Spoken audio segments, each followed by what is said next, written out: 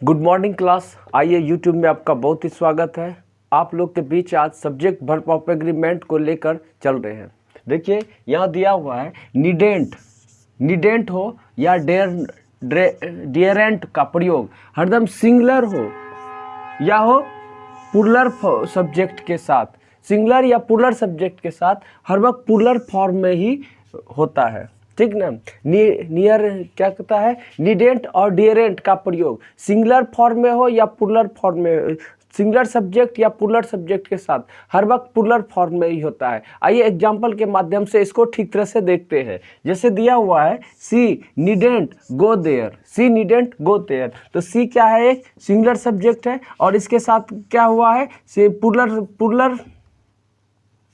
Plural verb का use किया है, तो ये हमारा सेंटेंस क्या हो जाएगा, सही हो जाएगा। आइए एक दूसरा एग्जांपल से देखते हैं। जैसे यहाँ दिया हुआ है सी नीडेंट्स गो देयर, तो यहाँ पे सी क्या है, एक सिंगुलर सब्जेक्ट है। ठीक ना। और इसके साथ कर क्या दिए हैं, सिंगुलर वर्ब का यूज कर दिए, सिंगुलर वर्ब का यूज कर दिए, जिसके कारण यह सेंटेंस हमारा गलत हो जाएगा। आइए कुछ दूसरा और भी कुछ सेंटेंस के माध्यम से इसको ठीक तरह से समझने का कोशिश करते हैं। ठीक,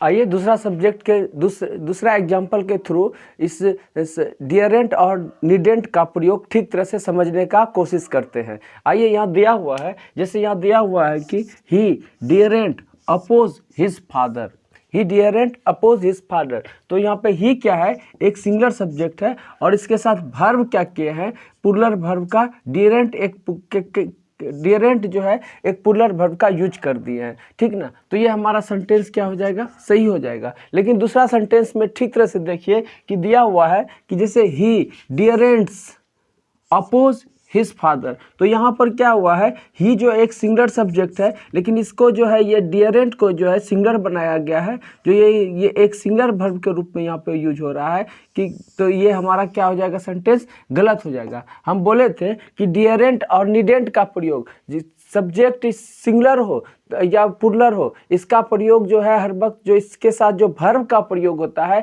हर वक्त प्लूरल वर्ब का प्रयोग होता है। तो डियरेंट और नीडेंट के साथ जब भी यूज करते हैं, सिंगुलर या प्लूरल सब्जेक्ट के साथ भी हम प्लूरल फॉर्म में यूज करते हैं। आइए कुछ दूसरे सब्जेक्ट के अनुसार और भी ठीक तरह समझते हैं। आइए एक चीज को नोट कीजिए, नोट करना है। लेकिन जब डियर और नीड का प्रयोग मैन वर्ब के रूप में होता है, क्या करना है कि जब डियर और नीड का प्रयोग जब हम मैन वर्ब के रूप में करेंगे, तो उसके साथ जो है, उसके साथ सिंगुलर सब्जेक्ट के सिंगुलर और प्लूरल दोनों के रूप में होता है ना। जब नीड और डेयर का प्रयोग हम लोग मैन वर्ब के रूप में करते हैं, तो इसके साथ सिंगुलर और प्लूरल दोनों ही रूप में होता है। सिंगुलर सब्जेक्ट के साथ सिंगुलर वर्ब का प्रयोग करते हैं और प्लूरल सब्जेक्ट के साथ प्लूरल वर्ब का प्रयोग करते हैं। आइए कुछ एग्जाम्पल के माध्यम से इसको ठीक तरह से समझने का कोशिश करते हैं।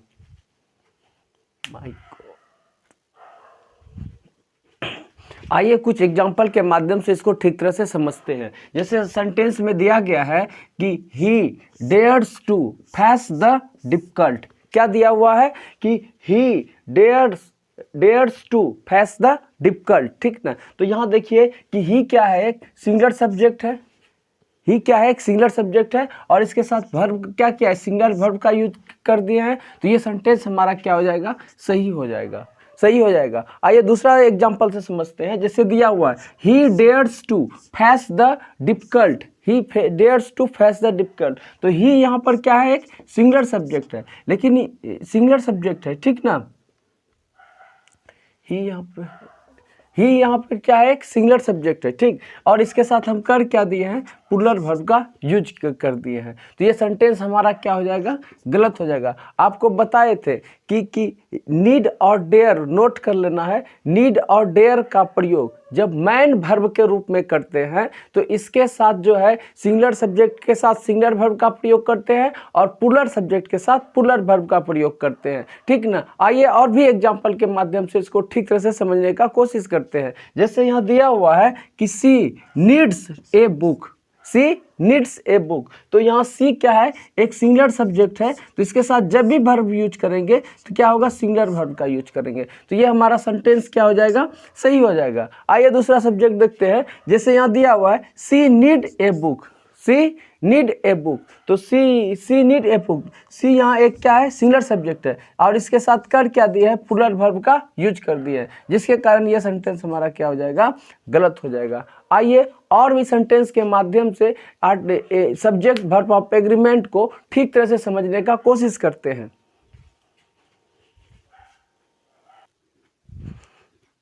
आइए कुछ एग्जाम्पल के माध्यम से और भी कुछ निगेटिव सेंटेंस को देखते हैं, कुछ निगेटिव सेंटेंस को देखते हैं, ठीक ना। यहाँ दिया गया हुआ है, जैसे यहाँ दिया हुआ है he does not dare to go out in the sun, he does not go out to, he does not dare to go out in the sun, ठीक ना। तो यहाँ पर क्या, ही क्या है, एक सिंगुलर सब्जेक्ट है, और ये जो डज है वो क्या है, सिंगुलर एग्जैक्टली वर्ब के रूप में यूज हुआ है, और मैन वर्ब यहाँ पर ये है, डेयर है, ठीक ना। मैन वर्ब के रूप में डेयर का उपयोग करते हैं, तो यहाँ पे डेयर को सिंगुलर नहीं बनाते हैं, ठीक ना। तो इस कुछ निगेटिव सेंटेंस में इस तरह भी सेंटेंस को देखते हैं। जैसे दिया हुआ है सिंगुलर सब्जेक्ट ही जो है सिंगुलर सब्जेक्ट है, डज सिंगुलर एग्जैक्टली वर्ब है, और इसके साथ मैन वर्ब के रूप में डेयर का यूज करते हैं, ठीक ना।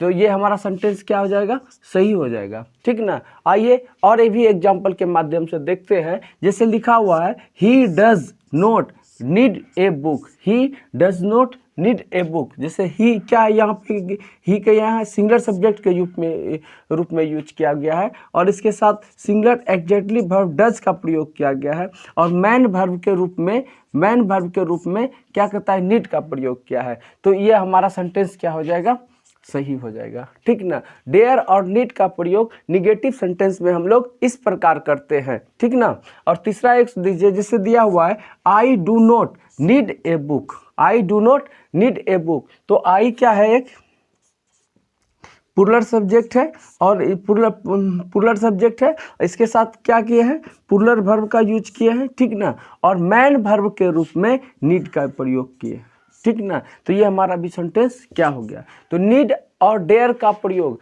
निगेटिव सेंटेंस के रूप में किस प्रकार करते हैं, वो हमने पूरी तरह से अच्छी तरह से मतलब सीख लिया है, ठीक ना।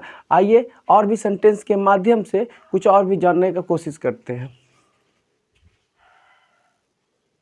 आइए कुछ डियरेंट और नीडेंट के बारे में और कुछ ठीक तरह से जानते हैं। जैसे डियरेंट और नीडेंट के बाद इन्फिनिटिव विथ टू का प्रयोग नहीं होता है। डियरेंट और नीडेंट के साथ इन्फिनिटिव विथ टू का प्रयोग नहीं होता है, ठीक ना। आइए सेंटेंस के माध्यम से इसे ठीक तरह से समझने का कोशिश करते हैं। जैसे सेंटेंस दिया गया है कि he didn't to come here, he didn't to come हुआ, तो यहाँ जो है इन्फिनिटी क्या कहता है, जैसे ये इसके साथ डिडेंट के साथ डेरेंट के साथ इन्फिनिटिव विथ टू का प्रयोग नहीं होता है। अगर टू का प्रयोग कर देते हैं तो ये सेंटेंस हमारा क्या हो जाएगा, गलत हो जाएगा।